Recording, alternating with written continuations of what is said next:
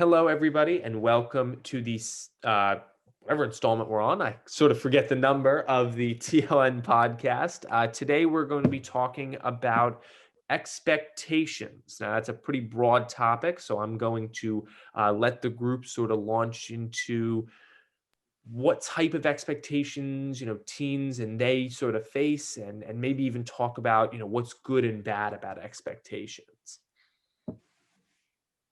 Yeah. So teenagers these days have a lot to juggle. You're supposed to have good grades, take challenging classes, play a sport, attend clubs, be a leader, do community service, like have a social life.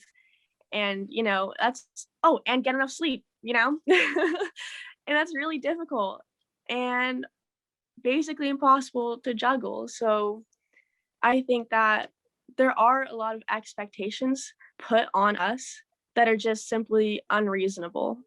Well, I mean, it really comes down to a lot of things are a sacrifice, as I've once brought up before, right? So you're supposed to get enough sleep, but for people who school doesn't come easy to, you're also supposed to have good grades, right? So you got to sacrifice one or the other, right? Sometimes that means staying up later, right? Or you're supposed to, play a sport or be involved in clubs. That's going to take up more of your time, right? And so all these sacrifices ultimately will add up, and you have to choose the expectations that you want to fulfill and the ones that you don't. And I feel like sometimes we forget that we don't have to live up to all those expectations. We have to be able to acknowledge when it's too much and, be able to, like Logan said, pick and choose which ones to focus on. And I think that's also really important, like in terms of just staying in a good mindset and like making sure you're not letting it overwhelm you and knowing when to say, hey, it's too much for me. I think, oh, no, you can go ahead. You're good. Oh, sorry. I was just going to say that having all of these expectations is sometimes a good thing because it makes us all really driven people as teenagers to kind of aspire to have all of these things, even though it may be unrealistic and unreasonable, but kind of working towards making good grades, having a social life, and achieving that balance is a great thing. But it starts getting into troubled water when we try to do everything, and that's kind of impossible. Yeah, I think a lot of our expectations come from like the pressures that like external groups place on us. So like, I guess you could say our friends or our parents, or I guess you can just say everybody who's around you. So when you're looking at expectations, you have to really measure up what you feel is best for yourself and what maybe other people are putting pressure on you to do. And like Logan said, it's about making those sacrifices when you dial those two up against each other. Yeah, I wanted to echo sort of what Trent put so well just now, and then Nicole started us off with, which is that it almost feels like this snowball effect of expectations that happened. I saw something the other day that was, most people are expected to work 9 to 5 job. They'll go home. Usually they'll have, families. They'll do whatever familial obligations, or sort of, if they have maybe a second job, sometimes they'll start working their second job. But the idea of it was, you do a job, hopefully, and then you go home and you rest for the remainder of the time, or maybe you do a little bit of work afterwards. And then sort of they compared it to the average teenager's life. And it's, you go to school from maybe not 9 to 5, but a similar time period. And then you go home and you do homework, and maybe you have a sport, and maybe you have a club that you have to meet. And also maybe you have to take care of your little sister or brother, or you have to walk the dog, or you have a job that you have to go work. So, it's interesting to sort of see how, at least in teenagers, there's a very different expectation from how most adults operate, which is, work, and then sort of this rest time and recuperation time with friends and family, where with teenagers, you're not only supposed to do that, but you're also supposed to do extracurriculars. You're also supposed to have a job. You're also supposed to work, and sort of do, 15 things at once. And I think that often leads to what a bunch of you were saying, which is this troubled water of, I can't do everything at once. Absolutely. And then in this current situation with the world kind of being virtual now, you like kind of before teenagers are kind of known to be on their phones all the time. And now on top of all of these expectations, we're expected to limit our screen time. And that's kind of impossible now. I mean, I'm glued to my computer, whether it's my computer, my phone, the TV, almost all day long. And then having to kind of get outside as well, it's kind of challenging. But there's also another facet to expectations. It's kind of the low expectations that are pushed through the media. So maybe teenagers are described as engaging in drugs and alcohol and intimate behaviors.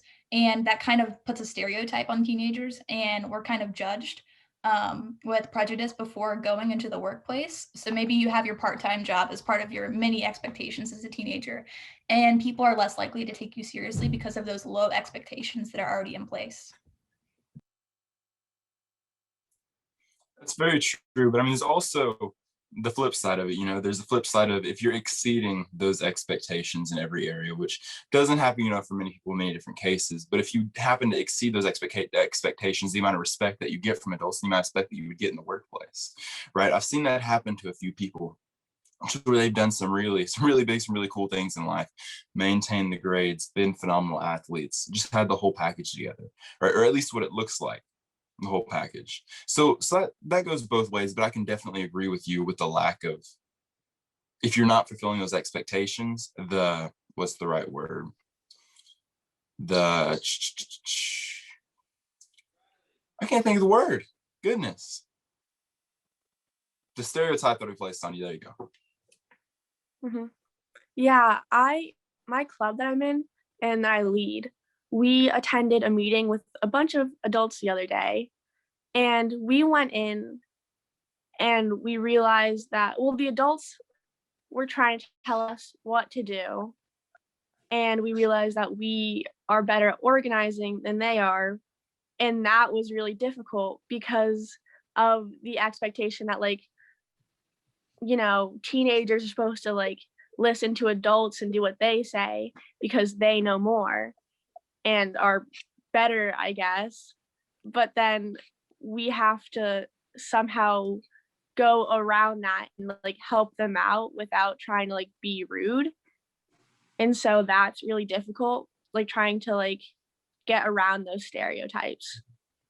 And I think it's interesting to see how like people try to I guess break those stereotypes would be the right wording, because I feel like you're not supposed to necessarily live towards external expectations or external stereotypes of what you should be, rather that you should set those for yourself. So like for example, I am on this thing called the Juvenile Crime Prevention Council in my county, and I'm the only youth member on that council. And we do a lot of stuff with youth crime and trying to how to stop that, right? So it's kind of difficult to have an influence when you're like the only like person under 18 there. So I feel like it's important that we try to break those stereotypes and kind of try to circumvent this idea that just because we're teenagers, we shouldn't have an input or a voice. Absolutely. I have a similar story where there's been a couple of instances in which, just like Nicole and sort of Trent hinted at, which is that I certainly thought that I could do a specific task better than a group of adults I was working with, and or they had read a situation incorrectly, or they had done something incorrectly, and sort of trying to balance that. What should you do to be respectful, and what should you do to actually get the task done? I remember a specific conversation that I was having with both my grandmother, my parents, and my little sister at the dinner table. And we were all talking about a situation in which one of my substitute English teachers had not quite gotten what Animal Farm was about, the book Animal Farm. She had sort of butchered it a little bit and gotten some of the characters wrong. And I love Animal Farm. I think it's a great book. So I'd read it a couple of times already, and I knew some of this. And it put me in a weird situation because I felt as though it was necessary to stand up and help my fellow classmates and sort of respectfully raise my hand and say, I don't think, I'm sorry, I really don't think that analysis is correct, and here's why. But at the same time, I was trying to sit there and not challenge the teacher's authority. And it was funny because it was interesting to see it at the dinner table, the differences in the generations about what I did. My grandmother was certainly a little bit more apprehensive about what I chose to do, which was basically to challenge the teacher. And she was like, oh, she's still the teacher. You still got to respect the authority. And then you sort of transition to my parents, and it was a little bit more lackadaisical, but still with that idea of, you should be very focused on like, hey, respect the authority in front of you. And then you turn to my sister, who was like, I don't care. Like, yes, they were wrong. You should have corrected the fact that they were wrong. So I think it's also interesting what you all hinted at, and I want to move into this a little bit, which is, the good and the bad about expectations, because I think in any situation, there is positives and negatives to it. I think that the negatives kind of come in when it's, like self-doubt, when you or like other people kind of tell you that you're not meeting either their expectations, or you kind of do like a self-reflection and you're like, well, this isn't really what like I planned, like I'm not meeting my goal, or like whatever it is. And I think that can be a positive or a negative. Like that could be like, oh well, you're self-aware, like at least you're not meeting your expectations. But it's also like, are these expectations that you're setting for yourself, are they reasonable, are they realistic? Like, can you do what you're wanting to do in the amount of time you're wanting to do it in? And I think that's when you get into like tricky like situations, because then you're like, well, do I keep like trying to reach these expectations, or is it time to kind of slow down and pick something else? Well, I mean, it really comes down to whose reality do you want to live? Do you want to live for yourself, or do you want to live for other people? You know what I'm saying? Because at the end of the day, you have to be who you want to be. You know what I'm saying? You have to live with yourself. And so if you're constantly trying to fulfill these other expectations that someone else has for you that maybe you don't care about, maybe you want to go and you want to weld, right? So guess what? Or maybe let's say, it's not a good example. Let's say you want to run a marathon, right? But guess what? All these other people want you to have these phenomenal grades, right? But you really want to be a runner. Like that's what you want to do. Right. So guess what? You start putting more time into running over grades, right? Guess what? And then they're going to look at you like, oh, you're stupid. You're putting more time into running over grades. But guess what? When it works out, you're going to be a champion, right? When it works out, you'll be like, oh, wow, this guy gets paid to run marathons now. Da, da, da. This is amazing. Right. So you have to learn to kind of fine tune that level of expectations that you hear from society. You know what I'm saying? Truly be happy with yourself by doing what you want to do, aligned with what you believe will be best for you. Yeah, it's really difficult to decide which expectations are important to you, or expectations inherently aren't yours. So you should listen to them and then decide, okay, these are my goals, taking these expectations into account. But the thing is, if your goals don't fit into other people's expectations, or maybe who you are or what you want don't fit in, that can be really, really difficult, especially with your parents or the people that you care about and care about what they think. Because if that just completely disagrees with what they want, then that's going to be very, very difficult. Yeah, my brother, he's younger than me, and I always got good grades, and my brother gets average grades, so not bad. But every single report card, they would give him a hard time. He'd be crying because they'd say, oh, your grades aren't as good as your sister's, and they'd compare him to me, and that's just unfair. So yeah, you shouldn't listen to other people's expectations if they're not what you want, but that's hard, and it really sucks when you can't live up to them and other people are giving you a hard time because you can't. Yeah, I will say that I feel like having expectations for yourself is important, because I feel like I have some pretty high expectations for myself, and if I didn't, I would probably have an F in every class right now because I wouldn't turn in any assignments. But you just have to make sure that your expectations are reasonable, are achievable, are not going to put you in a situation where you are just I guess maybe overstressing yourself or overworking yourself for something that's not achievable, and make sure that the expectations actually are yours and not maybe somebody else's that you're just trying to fulfill when you really don't want to. Yeah, but I feel like there's a difference between expectations and goals. Expectations, Right. the bare minimum, and goals are like what you strive for. Yeah, So I definitely. think you yourself should set goals and not expectations, because when you don't reach your expectations, that can be really detrimental to your mental health, and it like has less leeway, you know? Set goals high, I guess you could say, and then your expectations maybe are the minimum of what you expect from yourself. Yeah. Yeah. Definitely. I agree. And I also think that people shouldn't put their expectations too low, because then they're not recognizing kind of what Riley was saying earlier, like them being self aware, because there's always room for growth. I believe in every single individual. And you can always expect more of yourself than you think, because you know, you may not have high self esteem, you may not be getting all A's, but you can expect of yourself something big, because everybody is worthy of success, and kind of having not high expectations to where they're unachievable and oh, I'm sorry, a siren's going by, and unachievable, but just kind of having moderate expectations, not low, but achievable and moderate. I absolutely agree. I was talking to a friend the other day who, he's, I, I wish I could be in every situation. He's the kid who's got, the amazing grades. Who's just like, what sort of Logan, I think, was talking about earlier, where, he's got the amazing grades. He's, doing a, I think he's like a 3-sport athlete or 2-sport athlete, something ridiculous. Yeah. He's like doing, some clubs. He's gotten like, he's working, he's taking care of like, he's got a large family, so he takes care of his large family.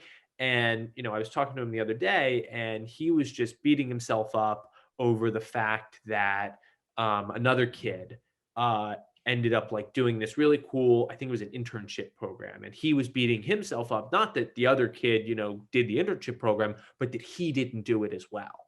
And I sort of looked at him and I was like, I don't understand, like, how can you be beating yourself up? Like, you've got, all these other things. And I think it's really important to be able to take a step back and look at yourself and say, because his expectations that he put on himself has actually led him to great success. He said he wanted to be, very good at school. He said he really liked his sports and wanted to go pursue that. But then at the same time, he's got this other expectation that maybe was external, maybe was internal, that, he's got to be able to top everybody else at every single moment, which is not sort of a way to live through. You have to do, I think what everybody was saying was, be unapologetically you. Do what you want to do and be confident in what you want to do. And you know what? If you make a mistake, you make a mistake. If you happen to miss an internship or you miss something, fine. Move on and go find the next thing. Keep doing what you're doing and have the confidence to, be happy about what you're doing. And if you don't find that confidence, or you don't find that you're happy, then change course and go do something else. For sure. I know a couple of weeks ago, as part of another organization that I'm in, we're doing this thing called Franklin Covey Leadership. And it talks about the 7 habits of highly effective teens. And one of those is thinking win-win. And kind of going into that, we, instead of being in a competitive mindset, we're saying like we have to be better than that person in order to succeed. We have to have an interactive mindset. So kind of reaching towards a common goal, and those expectations that we have on us, kind of not really looking at those, and like you were saying earlier, being unapologetically you and just kind of being your best self. I think kind of leadership in general, everyone's a leader, but we are put in certain situations where we uncover our leadership qualities. And I think that's really great about kind of exceeding those expectations that we think are placed on us. I completely agree with that. I think that if you know what expectations are placed on you, and I feel like it's kind of about finding that happy medium, because you don't want to place them too low, because then you're like telling yourself that you can't do better, but then also not placing it too high, because you don't want to be cocky or get like upset when you can't meet that expectation. And I think the whole, like Jack was saying, why am I not doing what this other kid's doing? Like what am I doing wrong? You know, maybe you are doing something wrong, maybe you're not. I think that that's when the whole self-reflection comes in, and you really have to sit down with yourself and say, like, you know, hey, I am doing what I can do. There's nothing I can be doing better. And I think kind of just accepting that and being okay with that is really important in order to keep a good like mindset about life in general. I think that's a great place to end it. I think that summed it up really well. Talking about just being able to self reflect and look at yourself and say okay, I'm doing either the best I can at this moment, or I can't quite take on this other task. Let's keep doing what I'm doing, and or turning around and saying, what, I think there is a change that needs to be made, and then going out and really making that change. So thanks for joining us today. We're going to be talking about in the next installment a topic that I think we touched on a little bit today, but it's going to be the academics of high school and sort of all the rigors and the issues that come with that. So make sure to join us next time, and thank you all for listening again.